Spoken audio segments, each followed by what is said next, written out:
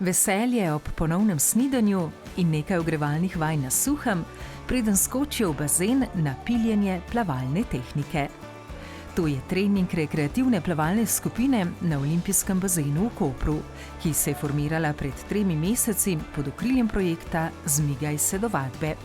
Projekta, ki je nastal v sodelovanju Olimpijskega komiteja Slovenije in Ministrstva za gospodarstvo, turizem in šport ter Evropskih socialnih skladov. In ki omogoča 60 ur brezplačne strokovno vodene športne vadbe in želi s tem gibanju spodbuditi telesno nedovolj aktivno odraslo populacijo. Prijavil sem se zaradi vsakodnevnega ritma življenja, veliko sedimo, premalo se gibamo in videli smo, da je to organiziral komitej, videli smo po televiziji reklamo, zdelo se nam je lepo.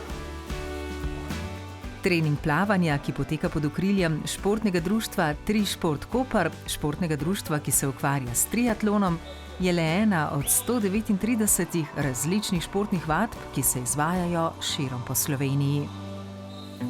Naše društvo itak že v osnovi bazira na rekreaciji odraslih, tako da ko je Olimpijski komitej ta program razpisal, se nam je zdelo, da se zelo lepo pokriva z našim poslanstvom in smo se odločili eno od naših vadb prijaviti in omogočiti še dodatnim športnikom, da se priključijo, hkrati si pa nadejamo, da bojo pol z nami malo dlje časa tudi ostali in nadaljevali to svojo športno pot še po zaključku programa.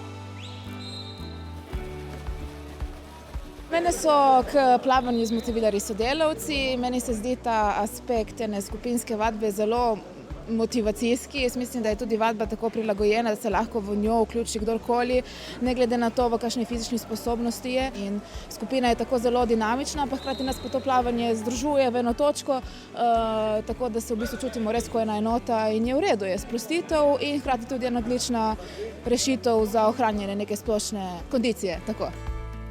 Vsi udeleženci znajo plavati, želijo pa se plavalne tehnike bolje naučiti. Ob tem pa tudi vnesti v svoj vsakdan redno telesno aktivnost. Od začetka programa smo jih takoj razdelili v 2 skupini, torej malo boljše plavalce, pa tiste čisto začetnike. In tako tudi delamo, vsak v svoji progi, vsak trener dela svojo ekipo. Zanimanje za treninge plavanja je bilo zelo veliko. Mi smo bili v prvem dnevu polni in tudi čakalna lista. Mogoče sploh za tiste, ki začenjajo spet z nekim športom, je fajn, ker ni agresiven do sklepov, do mišic in tako naprej. Je malo bolj prijazen do telesa. Fajn je, da lahko omogočimo brezplačno vadbo tistim, ki si jo želijo, pa mogoče so rabili samo še eno spodbudo, da so se res za to odločili.